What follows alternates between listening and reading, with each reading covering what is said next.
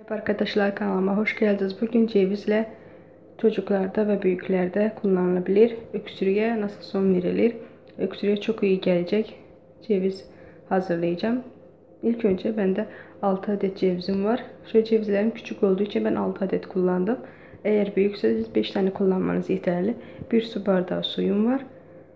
İlk önce şöyle cevizi kıracağım ve içinin kabuk kısmını, dış kısmını kullanmayacağım. Sadece içinin kabuk kısmını, içindeki zar kısmını kullanacağım. Şöyle gördüğünüz gibi dışının kabuklarını kullanmıyoruz. Sadece içinin kabuklarını, çıkan zar kısımlarını kullanacağım. Dışını asla kullanmıyoruz.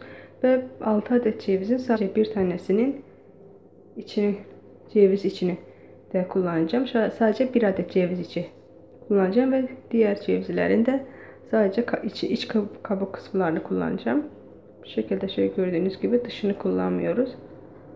Dışını da temizledikten sonra sadece içinden çıkan kabuk, şöyle gördüğünüz gibi iç kabuk kısımlarını kullanacağım.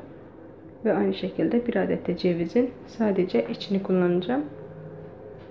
Şöyle gördüğünüz gibi ben bu şekilde hepsini temizleyeceğim. Bana bu cevizle hazırlama tarifini annem bana söyledi. Öksürüğe çok iyi geldiğini söyledi. Ve ben de bu şekilde uyguladım. 2 gündür, bugün de 2 gündür uyguluyorum. Çok öksürükte azalma gördüğünü hissettim. Ve bu şekilde gördüğünüz gibi arkadaşlar, yerde kalanları da hepsini temizledim. Sadece içini ve 1 adet de sadece cevizin içini kullandım. Ve daha sonra içerisine 1 su bardağı su ilave edeceğim. 1 su bardağı suyu da ilave ettikten sonra ocağa koyacağım.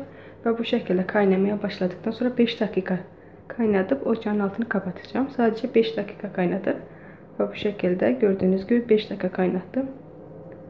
Şimdi ise bardağıma ilave edeceğim. Eğer siz tadı hiçbir şekilde kötü, hiçbir şey tadı olmuyor. Eğer isterseniz içerisine tat vermek amacıyla bal da ilave edebilirsiniz. 1 çay kaşığı bal ilave edebilirsiniz. Bunu çocuklara da içirebilirsiniz. Çok faydalı. Öksürüğe anında nasıl iyi geleceğini kendiniz göreceksiniz. Bu şekilde bunu ben günde 2 defa uyguluyorum. Hem kızıma hem de kendim içiyorum. Günde sabah ve akşam bu şekilde yapıp içiyoruz. İçine de ben kızıma ayrı yapacağım. Şöyle 1 çay kaşığı ilave edeceğim. 1 çay kaşığı bal ilave edeceğim. Tadı o zaman çok güzel oluyor. Ve isterseniz bu şekilde de içebilirsiniz. Ben bunu 1 hafta günde 2 defa yapacağım. Umarım sizler de denersiniz. Bugünlük de benden bu kadar. Bir sonraki videolarımda görüşmek üzere. Hoşça kalın. Umarım videomu beğenirsiniz.